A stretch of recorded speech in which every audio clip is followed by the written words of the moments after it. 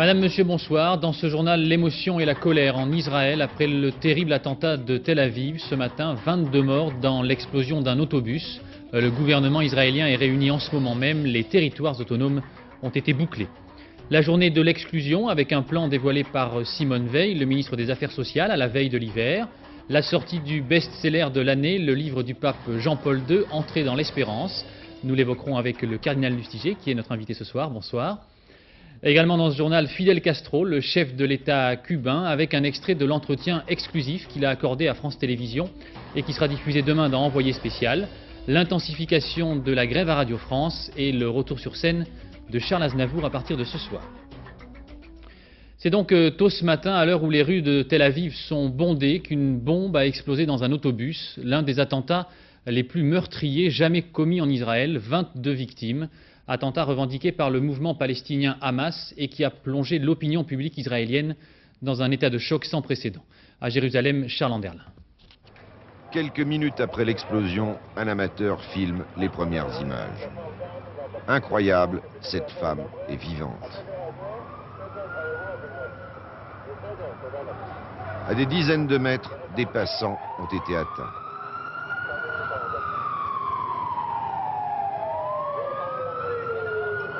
Voici l'avant de l'autobus, l'horreur. La charge portée par un terroriste kamikaze a explosé au milieu du véhicule. Un autobus qui passait de l'autre côté de la rue a été en partie détruit. Les secours arrivent, tous les hôpitaux de la région sont en alerte.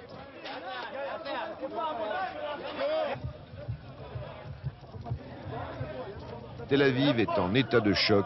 Jamais le terrorisme n'a frappé ici avec une telle violence. Les voies d'accès sont bloquées. Les artificiers craignent la présence de charges non explosées. Les Tel Aviviens ont d'abord du mal à réaliser l'ampleur de la tragédie. C'est atroce, c'est tout. C'est atroce. C'est des gens qui sont innocents. Voilà. Israël doit-il malgré tout poursuivre le processus de paix avec les Palestiniens? Oui, mais il faut aussi combattre le Hamas. J'arrive pas à parler. Voilà, les territoires de Cisjordanie et de Gaza ont été bouclés jusqu'à nouvel ordre. Toute la communauté internationale a dénoncé cet attentat. Bill Clinton parle d'une atrocité contre la conscience du monde. Le pape dénonce une tragédie insensée et le gouvernement français exprime son horreur et son indignation. Yasser Arafat a lui aussi fermement condamné l'explosion de ce matin au nom du peuple palestinien. Le chef de l'OLP qui semble avoir les pires difficultés à ramener à la raison les intégristes du Hamas, Michael Darmon. La mosquée palestine à Gaza. Ces haut-parleurs ont répandu le message dans toute la ville. Le Hamas revendique l'attentat de Tel Aviv. Réponse immédiate du gouvernement israélien, le bouclage de la bande de Gaza. Cet après-midi, les ouvriers palestiniens ont dû regagner leur domicile. Le barrage de Erez s'est refermé hermétiquement. Pour la deuxième fois en moins de 15 jours, Gaza se referme comme une nasse autour de Yasser Arafat. Le chef de l'OLP est cette fois le dos au mur. Israël l'accuse. Il n'en fait pas assez pour neutraliser le Hamas. À Gaza, le mouvement islamique de son côté n'hésite plus à provoquer ouvertement l'autorité palestinienne. Comme lors de cette manifestation il y a 48 heures. Des milliers de personnes réclamant la libération de leurs camarades arrêtés par la police palestinienne. La plus importante démonstration de force des intégristes depuis le début de l'autonomie. Pour les dirigeants du Hamas, la situation est simple. Yasser Arafat doit changer de politique ou affronter un soulèvement populaire. Pourquoi le peuple a-t-il lancé l'intifada contre les Israéliens? Parce que ce sont des Juifs ou à cause de leur comportement, à cause de leur violation des droits palestiniens? Si Arafat applique la même politique, à quoi pouvez-vous vous attendre, sinon au même résultat? Une intifada contre Yasser Arafat, l'histoire serait cruelle pour le chef historique de l'OLP, symbole du soulèvement des Palestiniens dans les territoires occupés. Pourtant, coincé entre les pressions du gouvernement israélien et celles de ses intégristes, Yasser Arafat semble sur le point de livrer un combat décisif pour sa survie politique. Des centaines de personnes sont réunies en ce moment même devant le siège du gouvernement israélien pour demander la démission pure et simple du Premier ministre Yitzhak Rabin, qui, vous le savez, est à l'initiative du processus de paix engagé avec les Palestiniens. Charles Anderlin, vous êtes en direct avec nous depuis Jérusalem. Charles, est-ce que l'on sait précisément, il y a des consultations au sein du gouvernement israélien, est-ce que l'on sait quelle est la nature de ces consultations ? On ne connaît pas encore les décisions qui vont être prises, on les connaîtra probablement un peu plus tard dans la soirée. En effet, le gouvernement a affronté une situation presque sans précédent.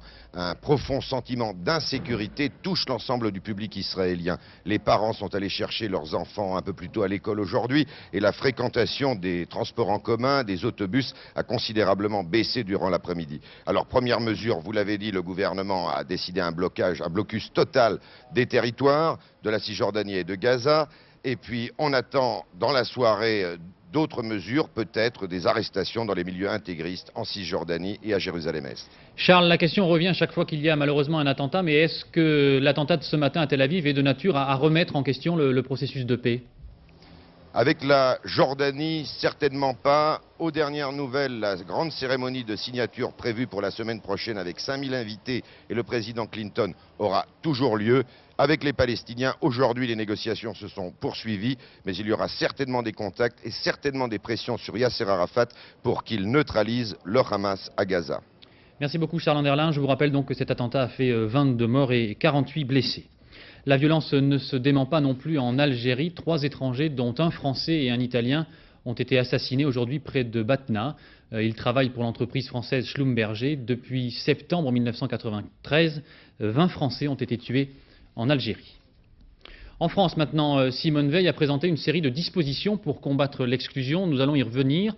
Mais d'abord, ce témoignage de l'absurdité de certaines situations. Une famille avec 6 enfants à qui l'office HLM des Hauts-de-Seine refuse un appartement à 3 000 francs de loyer par mois est logé depuis 3 ans à l'hôtel. Et c'est le Conseil général qui paie la note, 16 000 francs mensuels. L'enquête d'Anne Guéry, Christian Leroux et Jacques Gérard. Comme tous les mercredis, quand il n'y a pas d'école, les 4 filles s'entassent là, dans les quelques mètres carrés qui leur servent de chambre. La plus jeune a 8 ans, la plus âgée en a 15, et toutes les 4 comptent les années depuis le jour où elles sont arrivées là. Depuis combien de temps tu es là? Depuis que je suis en CE2. Ce qui veut dire maintenant je suis en 5e, ce qui veut dire 3 ans et demi. Ma soeur elle dort ici, et puis elle le déplie 2 fois. Le soir pour dormir. 3 chambres dans un hôtel, 2 pour les enfants, une autre pour les parents. Le Conseil général leur avait dit que c'était une solution d'urgence en attendant de trouver un logement. Mais l'urgence dure depuis 1991, car l'office HLM refuse d'octroyer un logement à cette famille qui pourtant invoque 9 000 francs de ressources mensuelles. L'office HLM, en fait, n'a jamais répondu. On ne sait même pas s'ils ont instruit la demande de logement de cette famille. On ne le sait pas. Alors, c'est le Conseil général qui paye la note. 16 000 francs d'hôtel tous les mois, un total de 700 000 francs investis en 3 ans. Nous ne gérons pas les logements, ce sont des offices totalement responsables à titre personnel de l'attribution des logements et nous n'avons pas le pouvoir. Nous pouvons faire une ardente pression pour qu'ils accèdent à notre demande, mais nous n'avons pas les moyens de leur imposer, c'est tout à fait clair. En attendant, plusieurs autres familles sont dans la même situation dans cet hôtel et l'office HLM reste silencieux. Simone Veil a précisément fait du logement social l'un des 3 volets de son plan contre l'exclusion qu'elle a présenté aujourd'hui aux associations. Un accueil pour l'instant plutôt positif, même si la méfiance reste de mise. Thierry Curté et Alain Poirier ont suivi toute la journée le ministre des Affaires sociales. Un ministre d'État à la rencontre des SDF. 2 mondes qui, l'espace d'une journée, vont se croiser, se parler. Ici, les exclus se sont fédérés autour d'un projet économique, un journal, La Rue. Il est vendu 10 francs sur le pavé. Il leur laisse 7,80 francs par numéro, pas loin de 5 000 francs par mois. Ce journal se qualifie lui-même d'entreprise de réinsertion, critère de recrutement, la grande difficulté, une notion qui n'a rien d'administrative. Il donne un travail à ceux qui essayent de s'en sortir, qui s'accrochent. Mais le problème numéro 1 de ceux qui n'ont plus rien reste le logement. Simone Veil a commencé sa journée dans ce foyer. Constat, la déchéance arrive toujours de la même façon.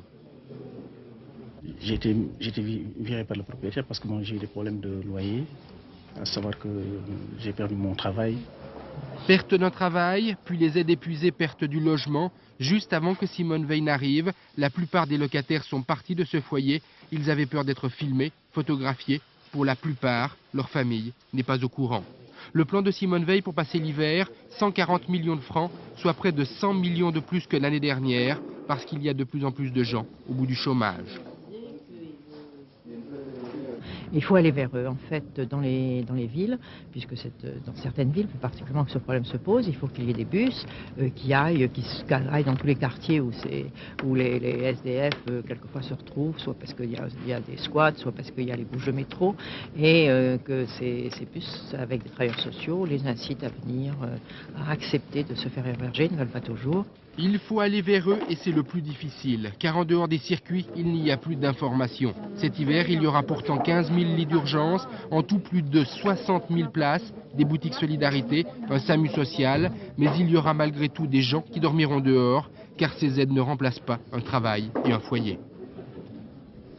Dernier élément de ce dossier, il est un peu plus politique, une passe d'armes très animée qui a opposé à l'Assemblée nationale cet après-midi Simone Veil à un député socialiste qui réclamait un plan d'ensemble contre la grande pauvreté. Quand, Monsieur le Premier ministre, le gouvernement nous proposera-t-il un plan national ambitieux liant le logement, l'accès aux soins, à l'éducation et à l'emploi, conforme aux préoccupations d'une véritable solidarité? Monsieur le député, en vous écoutant parler, j'ai vraiment eu le sentiment que vous parliez de la situation dans laquelle j'ai trouvé le ministère de la Santé. Oui, oui. Eh oui. Eh oui. Eh oui, monsieur Emmanuel. Vous pouvez hocher la tête. Vous pouvez hocher la tête. J'ai passé la journée depuis hier. J'ai passé la journée depuis hier avec des représentants d'associations. Et ils nous ont dit que pour la première fois, il y avait un programme d'ensemble. Mais qu'est-ce que vous avez fait? Franchement, rien, rien, rien du tout.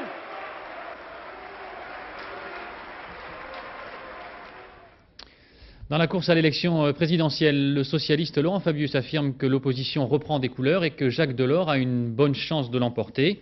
Dans le dernier sondage BVA pour France 2, Jacques Delors l'emporterait au second tour contre Jacques Chirac, mais le président du RPR gagne des points au premier tour. Le détail de cette enquête avec Jeff Wittenberg. Première hypothèse, Édouard Balladur est le candidat unique de la majorité. Il devance toujours Jacques Delors, certes, mais l'écart s'est réduit. Jacques Delors gagne 2,5 points en un mois, le Premier ministre en perd 4. Seconde éventualité, c'est Jacques Chirac qui défend les couleurs de son camp. Jacques Delors ne progresse plus que d'1 point. Le maire de Paris reste à son niveau de septembre. Enfin, le cas où les trois hommes se retrouvent ensemble dans la course à l'Élysée. S'il demeure distancé, Jacques Chirac réduit son retard sur Édouard Balladur. 10 points il y a un mois, 7 aujourd'hui. Au second tour, en revanche, stabilité absolue pour le Premier ministre. Le rapport ne bouge plus depuis l'été. Édouard Balladur est donné largement vainqueur d'un duel avec Jacques Delors. A l'inverse, et c'est une première dans cette série de sondages, Jacques Chirac serait battu, 4 points d'écart, par le président de la Commission européenne. Dernière leçon de cette enquête, les affaires ont laissé des traces sur l'opinion. Près d'un électeur sur 2 est sceptique en entendant Édouard Balladur promettre qu'il luttera contre la corruption. Une nette majorité de personnes interrogées, 56%, estiment aujourd'hui atteinte la crédibilité du Premier ministre. Le sondage a été effectué après l'arrestation d'Alain Carignon et le départ de Gérard Longuet. Et puis dans les débats qui agitent la majorité, on attendait une réponse de Jacques Chirac et de Valéry Giscard d'Estaing à la lettre que leur a envoyée hier Édouard Balladur, les invitant à dialoguer. Jacques Chirac reprend l'initiative en proposant au Premier ministre de venir faire le point avec les dirigeants du RPR. Quant à Valéry Giscard d'Estaing, il a fait savoir qu'il remettait sa réponse à plus tard. Charles Pasqua, quant à lui, entretient savamment le suspense sur ses intentions. Il a envoyé à tous les élus une pétition pour l'organisation de fameuses primaires dans la majorité. Candidats ou pas candidats, Véronique Saint-Olive et Philippe Deslandes ont suivi le ministre de l'Intérieur pendant plusieurs jours pour essayer de savoir. Charles Pasqua tient aujourd'hui une position hautement stratégique. Au moment où les troupes balladuriennes et chiraciennes se mettent en ordre de bataille, le ministre de l'Intérieur, lui, affecte de se tenir à l'écart. Sa force, il veut l'éprouver en ne faisant acte d'allégeance à aucun des deux présidentiables.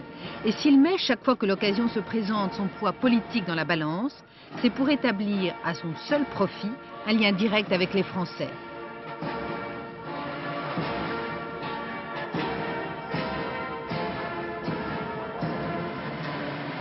Cette confiance que soulignent les sondages, Charles Pasqua la fait fructifier.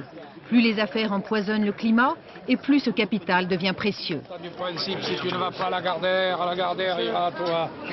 Aux Français inquiets, Charles Pasqua parle donc de sécurité tous azimuts. Et à la majorité déboussolée, il veut imposer une autre forme de sécurité avec des primaires. La méthode pour gagner, selon Charles Pasqua. Je suis très loyal envers Édouard Balladur, que j'estime et avec lequel j'apprécie de travailler. Quant à Jacques Chirac, nous verrons bien le moment venu quel est le mieux placé. Pour le moment, je ne me détermine qu'en fonction de l'intérêt général. L'intérêt général, c'est un accord et un seul candidat.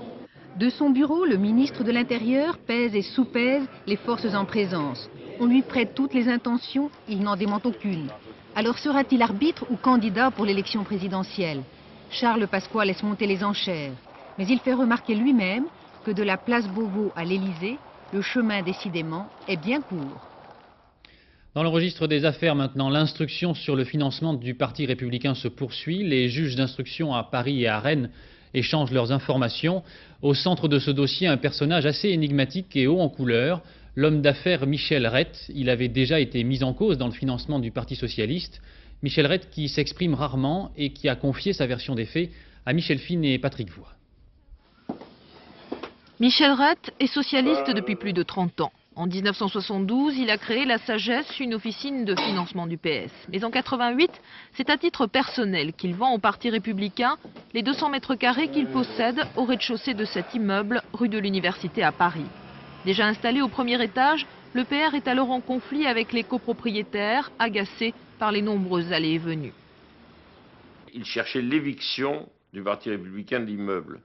En conséquence, la seule issue pour le Parti républicain, c'était d'acheter l'appartement que j'avais au rez-de-chaussée pour ouvrir une porte qui serait indépendante dans l'entrée de l'immeuble pour que ses propriétaires puissent jouir du côté bourgeois de leur immeuble. Avec qui avez-vous discuté? J'ai discuté avec des dirigeants du Parti républicain. Lesquels? Oh, ça peut être le trésorier du Parti républicain, ça peut être le secrétaire général du parti.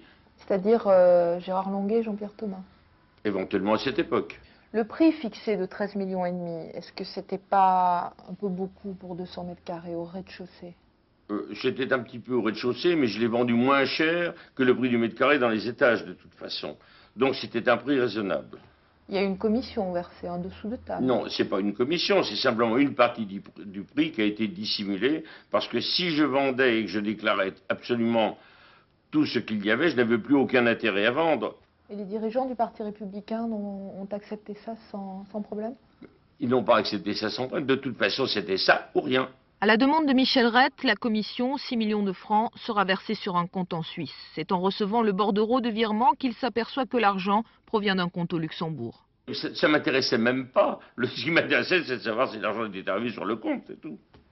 C'est quelque chose de tout à fait normal, c'est quelque chose de très banal. Ce qui n'est pas banal, c'est ce qui arrive derrière, où on a découvert des tas de comptes derrière du Parti républicain, pour lesquels je ne suis absolument pas concerné. Et je ne veux surtout pas être concerné. Les révélations de Michel Rett au conseiller Von Ruymbeck ont relancé l'enquête sur le financement du siège du Parti républicain. Les comptes du PR, gérés au Luxembourg par une fiduciaire suisse, sont quant à eux l'objet des investigations de la justice helvétique. Le mal, le bien et la morale sont au cœur de ce qui sera sans doute le best-seller de l'année, Entrée dans l'espérance, le livre écrit par Jean-Paul II, est tiré à 20 millions d'exemplaires, traduit en 20 langues. Nous allons y revenir avec le cardinal Lustiger, qui est notre invité ce soir.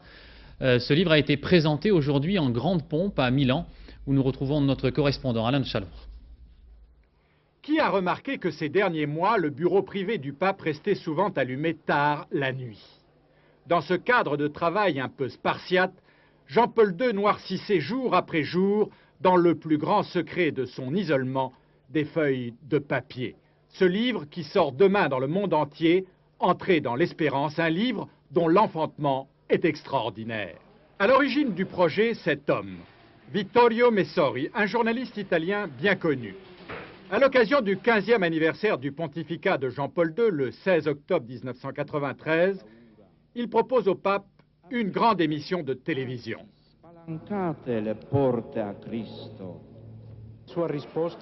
première réponse a été « ce n'est pas nécessaire ».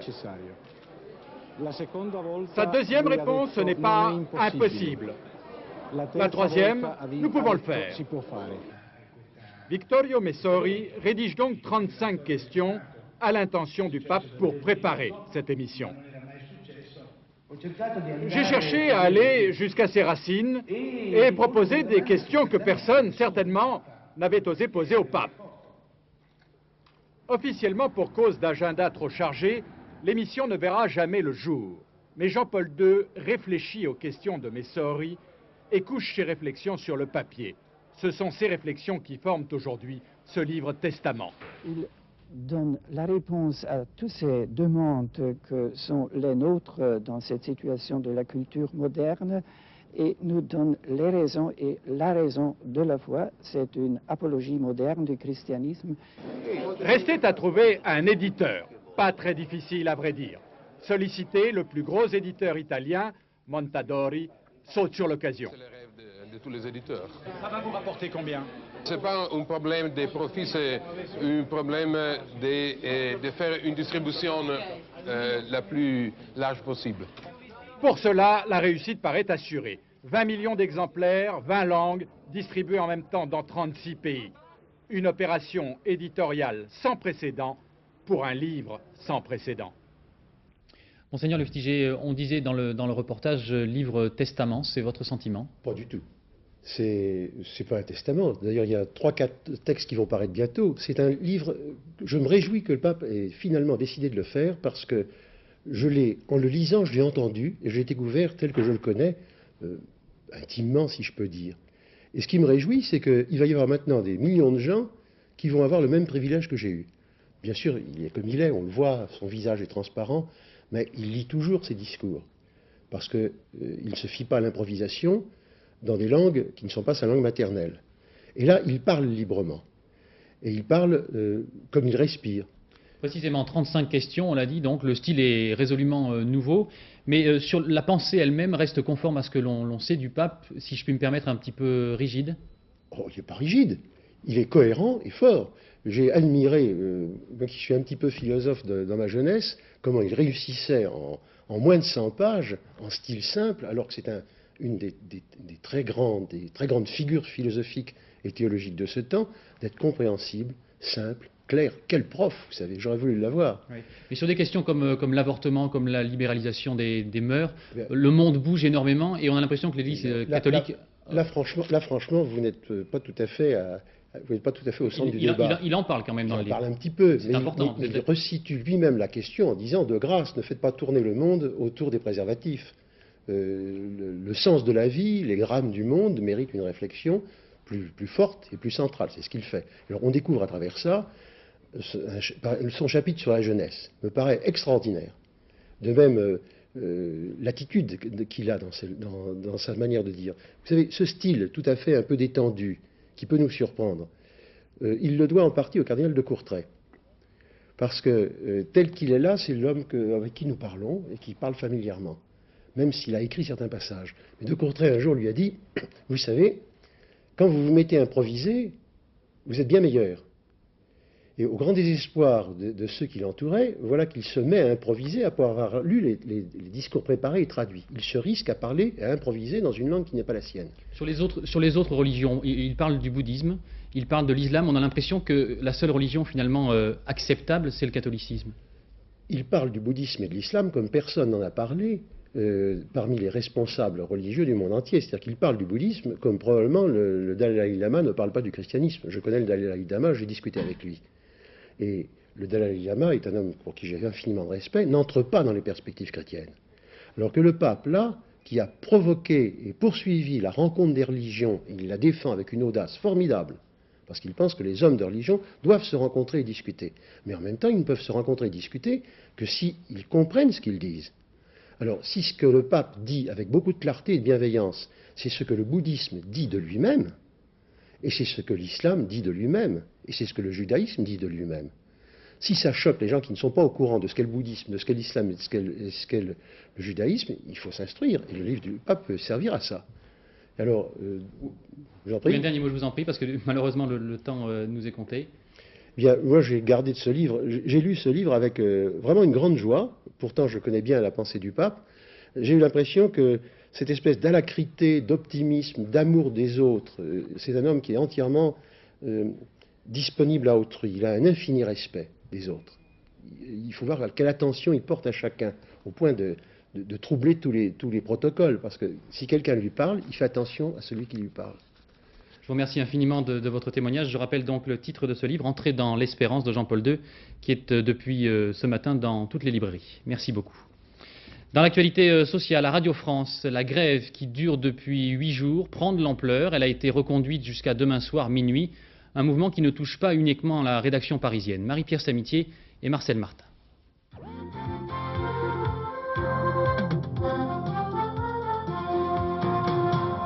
À l'appel des organisations syndicales... Antenne blanche sur France Info pour la première fois depuis sa création en juin 87. Aujourd'hui, même les chroniqueurs de la météo et du tiercé ont suivi le mouvement par solidarité avec les grévistes.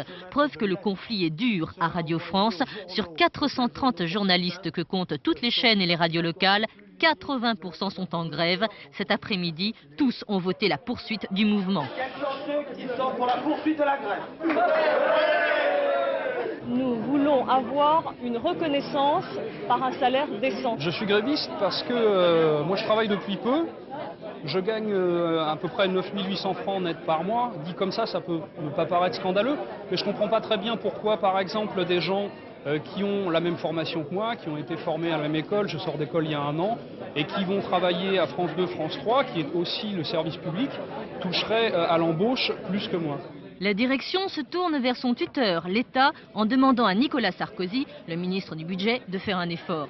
La balle, elle est dans le camp de la direction, elle est dans le camp de l'État, ça va de soi, et elle est dans le camp des journalistes. Vous dites que vous ne voulez pas que la situation pourrisse. Cela dit, ça fait 8 jours exactement que la grève a lieu. Oui, je ne suis pas gréviste quant à moi. Je fais ce que je peux pour que justement cette situation cesse le plus vite possible.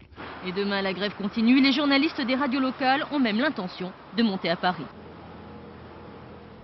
Une affaire rocambolesque maintenant à Toulouse. 2 professeurs d'éducation physique étaient harcelés depuis 12 ans par 2 de leurs anciennes élèves qui désespéraient d'attirer leur attention.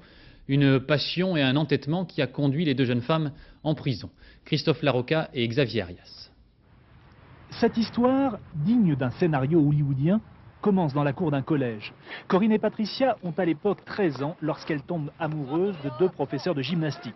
L'histoire est classique, les 2 professeurs refusent les avances des adolescentes. Ils ne savent pas que dès cet instant, leur vie va basculer. Car Corinne et Patricia ne sont pas du genre à abandonner. Pendant 12 ans, elles vont guetter, épier et faire sans cesse intrusion dans la vie des 2 hommes. Des coups de téléphones anonymes, aux courriers régulièrement chapardés, rien ne leur sera épargné. Lorsque les policiers sont intervenus, les 2 jeunes femmes, aujourd'hui âgées de 25 ans, en étaient arrivées à guetter les allées et venues des enfants de leurs victimes. C'est ce qui a motivé leur incarcération. Une mesure rarissime dans ce genre d'affaires. Elles se sont fixées sur ces 2 hommes et elles vivent dans ce qu'elles croient être un amour, enfin dans ce qu'elles vivent comme un amour sincère, et elles ont un attachement très fort pour ces 2 hommes, et elles ne vivent que pour ça, et c'est ce qui explique leur comportement aujourd'hui. Car les 2 jeunes femmes ne semblent pas réaliser la portée de leurs actes. En 1989 déjà, le tribunal pour enfants les avait condamnées à 1 mois de prison ferme pour les mêmes motifs. Une expertise psychiatrique vient d'être ordonnée. Elle devra déterminer si les jeunes femmes souffrent d'érotomanie. L'érotomanie, très précisément, est une maladie psychiatrique que l'on peut définir par illusion délirante d'être aimé. Ce sont des personnes qui croient être aimées alors qu'elles ne le sont pas et qui sont totalement convaincues de l'amour de l'autre, qui est inexistant. Corinne et Patricia ont-elles été victimes de leur imaginaire? Elles risquent en tout cas aujourd'hui plusieurs mois de prison. Un document exceptionnel maintenant qui nous ramène à l'actualité internationale. À Cuba, quelques semaines après l'exode parfois dramatique de plusieurs milliers de candidats à l'exil, Fidel Castro a accepté de recevoir une équipe de télévision. Jean-Luc Manot, Alain Lardière et Christian Autin l'ont rencontré pendant de longues heures à La Havane et l'intégralité de leur entretien sera diffusée demain dans le magazine Envoyé spécial. Je vous propose d'en écouter un extrait sur le problème de l'immigration. Fidel Castro accuse les Américains de ne pas avoir respecté leurs engagements. Todavía esa parte ellos no la están cumpliendo, pero nosotros pensamos que negociaron de buena fe y que se proponen cumplir los compromisos que hemos adquirido.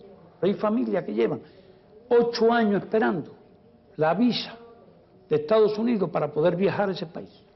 Y no se le han dado, están desesperados, porque quieren reunirse la familia. Pero ¿qué ocurrió? Hay algo de lo que no hemos hablado, en esto que tú llamas la crisis.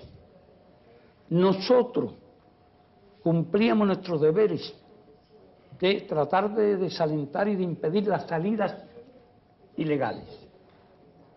Nosotros cumplíamos ese deber, mientras Estados Unidos alentaba las salidas ilegales.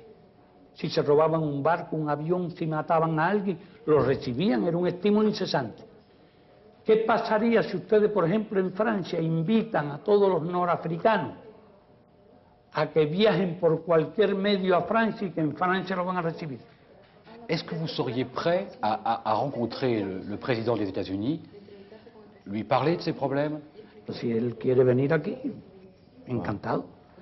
Lo recibimos como lo recibimos ustedes, decir que no. Pero no estamos proponiendo que viaje a Cuba.